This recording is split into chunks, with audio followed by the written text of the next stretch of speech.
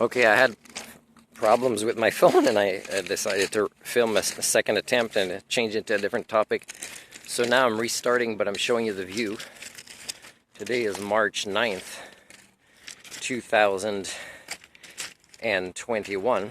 So this is going to be lessons in democracy. And this one is going to be about Canada right now, the way that our society is. If you read it as a culture assessor, you know that one of the best ways you can exercise your right to democracy is taking people to court.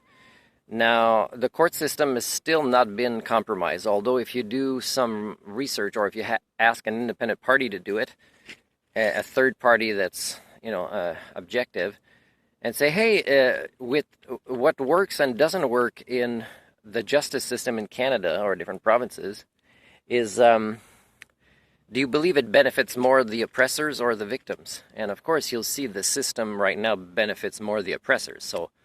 So imagine how this will change things as this culture goes through time, right? And has all these socio-cybernetic feedback loops creating the changes. So of course, it's going to get worse.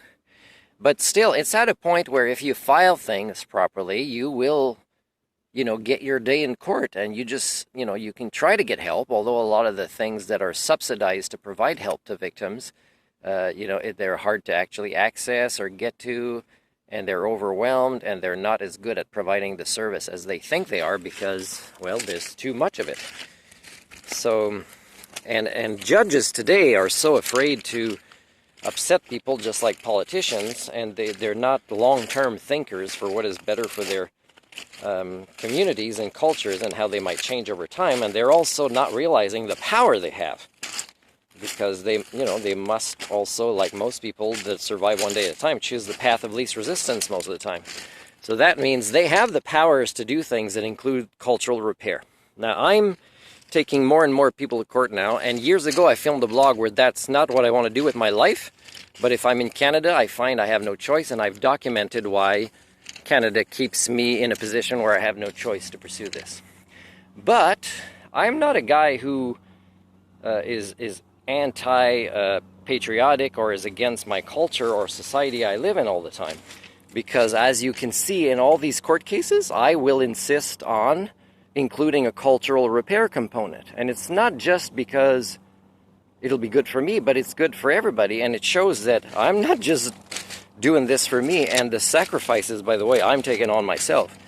So a judge has the power to admit that, yes, Martin, I understand this has cultural repair, because it's very unlikely this has only happened to you. So they should, right, with the power, say, okay, there should be a negotiation. I'm telling the defendant, I'm going to rule for Martin and against you. So do you want to settle things that includes a cultural repair component, which Martin has been suggesting from the beginning? And of course they won't, and most judges won't realize that in many ways they have the power to enforce such a cultural repair component in a court case, okay? And all of mine will include that. So, it could be teachers, medical professionals, banks that fail you, all sorts of things. Energy companies, whatever it is, cell phone companies, and you've documented it, and you know why it gets worse, and you change companies and it's the same. It's because you guys are not taking people to court, and we still have a culture right now where it has to be taken seriously, where we go to court. So please do that, people, and you'll learn so many things, and you'll empower yourselves, and you'll make your culture better over time, and you won't have to, like most elites, sell your image. You'll actually be who you claim to be. But to do that, exercise your democracy. For example, for many, many years now, I was saying, why am I the only one following the rules of the road when we accept a driver's license, signing, yes, I will agree to this contract and follow the rules of the road? Why am I the only one? And why are people like police officers giving up? And why is this taking up so much of the time of justice and law enforcement? Because it's not that hard to learn to follow the rules of the road. It's just we gotta want to do it. So following up with taking people to court, like for me, I've documented how I've approached MLAs and MPs. Okay, and I've documented how they avoid responding, even though you get the email, we've received, we will follow up, and they never do. And I've documented even at the point where I get into their office and I provide all the documentation that I said I had, and eventually some sort of weird thing happens and they can't do anything. Yet they accept their paychecks and they can't do anything. It's very weird. So once you get to this point, you know, you can't insist or get crazy or violent, or you can't like become too upset with one person, because we all belong to this failed system. But one part that still kind of works in Canada is the justice system. So just say, hey, so for me, it could be a doctor. Recently, I've had a new email today about a doctor who finally has to realize that they're taking me, you know, they have to take me seriously. And it's not just the doctor, it's the clinic, because the clinic, they're all supporting this mistake that happened. So again, this is bleeding the system. It's taken years, and it's making me even more a victim. It's even causing them stress for a longer period of time than it should have if they took accountability for this at an earlier stage. So I'm helping them by role modeling this and hopefully putting it in the news. So again, this is us choosing to do what is the best way, I think, right now in Canadian society as it is to take more people to court and do it the right way. And one of the first things I'm going to do every time I take somebody to court is, oh, there's a big bird down there. And I'm going to say to the judge, hey, you know, judge, before I start talking about my case, I want to talk about how complicated it was to even file this, to get the information I want, the support I want. I'm even going to document how these rich elites I'm taking to court have lawyers that get paid a lot of money, but they won't even provide easily the information about where these lawyers are, if they really work for them, and how to file the legal papers with them. That's examples, but there's many other examples of why it's hard. They make it hard for us, so we have to kind of teach each other this stuff on our social media. This is how we do it. This is what I learned, and this is how you put the pressure on the people to do the right thing, because they won't. Now, right now in Myanmar, there's a lot more democracy than here. But, of course, they're at a stage where the ruling elites there, they can't manipulate, you know, the majority of their citizens through ignorance anymore. And yet they can here in Canada. In Canada, we're very good sheep. That's why there's no tanks in the streets, right? We're not challenging people that fail us. You know, if politicians, you know, it takes years and years for them to eventually admit something, and they're already tired, and they still, you know, like Donald Trump, they still get to be even more dangerous to their cultures, it's crazy. And by the way, I think there's a lot more accountability and a stronger justice system in Canada. Now, one of the ways that Canada keeps its citizen as dumb sheep is in Canada too. There are police officers that have made mistakes and result in the death of somebody. But you don't see a lot of Canadians outside of these neighborhoods where the police stations are and say that's not okay. Now, of course, I'm not endorsing violence here. I believe violence is not at all required. And if somebody says, Martin told me to do this, and this is why I got so upset that there was violence, I will be against that person as much as whoever the victim of their violence is. Because I don't want my advice or my life experience to be turned into moronic behavior. Because just like faith is a last resort for somebody who has reached their limits, but to pray every day and not 2 or 3 times in an entire lifespan proves that your limits are reached all the time. You can't handle being human, living a human life in a failing human society, that you pray that much. Well, it's the same thing for violence, right? Violence is the last refuge of the incompetent, and if people have to use it at all, you know, more than once a lifetime too, to maybe it's really to save your life or self-defense because you made mistakes putting yourself in a situation like that.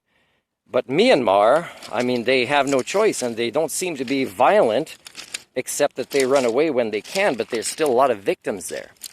And again, Canada would be exactly like Myanmar if we started disagreeing with things, except that probably we could fix things before it would get to the point that Canada would put tanks in their own cities to to stop citizens from saying, hey, you're hurting Canadian image, that we're so great here and that we are so friendly and that there's nothing that is like hypocrite about us.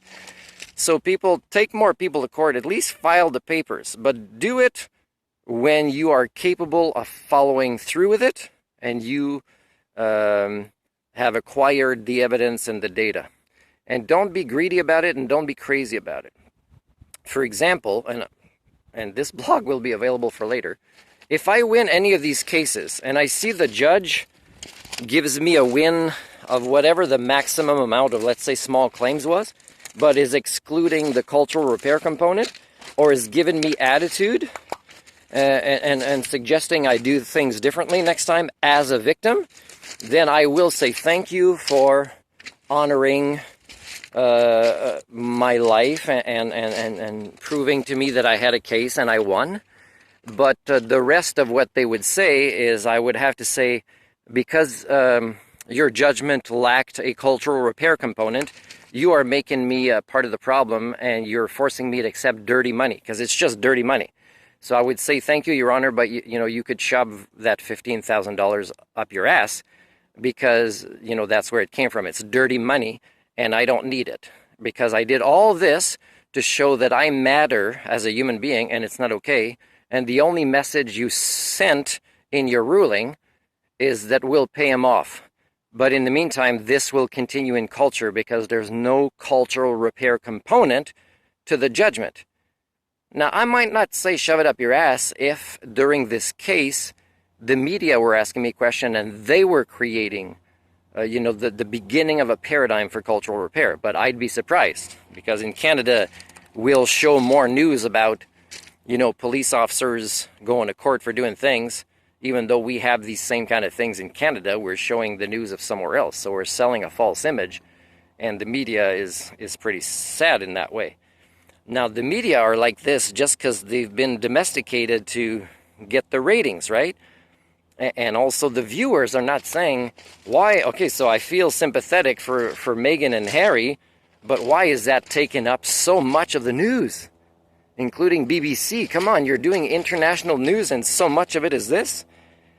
So, and it doesn't move. It has a tiny new component every time you cover this story. This is not news, people. My BA is not in journalism, but I can tell you that is not news. So we have to do better as the majority.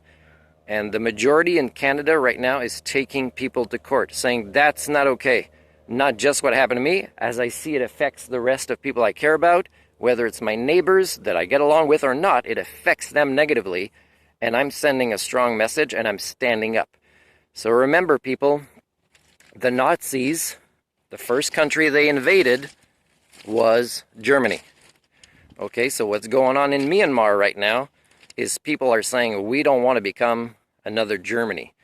So that's a strong message of democracy that they're sending everybody. And yet a lot of countries are not doing what is human rights related. They're doing what is economic agreement related. And countries like Canada and many others that have sold weapons in many countries of the world in order to manipulate things that aren't taking responsibility for these things now, they're hypocrites. So again, is the majority of people hypocrites in those countries? No, they're not. They're just ignorant sheep, right, who believe false images. But do your research, people, and find that there's a lot of blame to go around.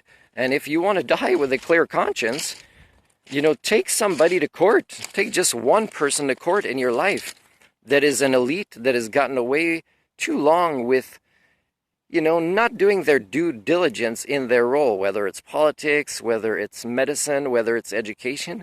Do something about it and send a strong message to your kids instead of saying, oh, your generation has the entire responsibility. We're so grateful for you. And yet we don't know how to teach you the skills, the human thinking tools to not restart this pattern again. So, oh yeah, you're so great, your responsibility. And again, this is the same message that we've been sending to kids for many generations now. And it's a lack of responsibility in the adults. This is what you're role modeling. So guess what your kids are going to do when they can hardly breathe the air or drink the water or find food or get along with others because they won't have the abilities to collaborate to solve these things, is they'll be, again, pushing it to the next generation. Good luck with that. What a weird, silly, silly species you guys are, the Homo communia.